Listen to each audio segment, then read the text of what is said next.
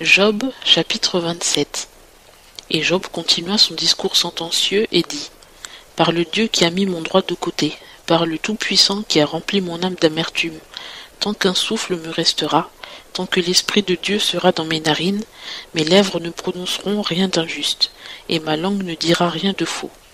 Loin de moi la pensée de vous donner raison. Jusqu'à mon dernier soupir, je ne me dépouillerai pas de mon intégrité. J'ai maintenu ma justice, et je ne faiblirai pas. Ma conscience ne me reproche aucun de mes jours.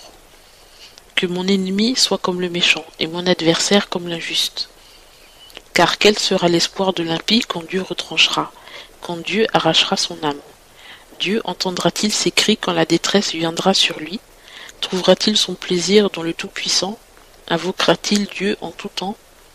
Je vous enseignerai comment Dieu agit, et je ne vous cacherai pas la pensée du Tout-Puissant. Voici vous-même vous avez tous vu ces choses, et pourquoi donc vous laissez-vous aller à ces vaines pensées?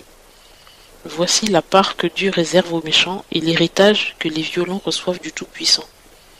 Si ces enfants se multiplient, c'est pour l'épée, et ces rejetons ne seront pas rassasiés de pain. Ces survivants seront ensevelis par la peste, et leurs veuves ne les pleureront pas. Qu'il amasse de l'argent comme la poussière, qu'il entasse des vêtements comme de la boue, il entassera et le juste s'en revêtira, et l'innocent se partagera son argent.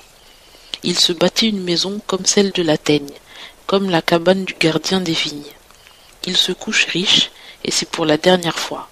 Il ouvre ses yeux, et il n'est plus. Les frayeurs l'atteignent comme les eaux débordées.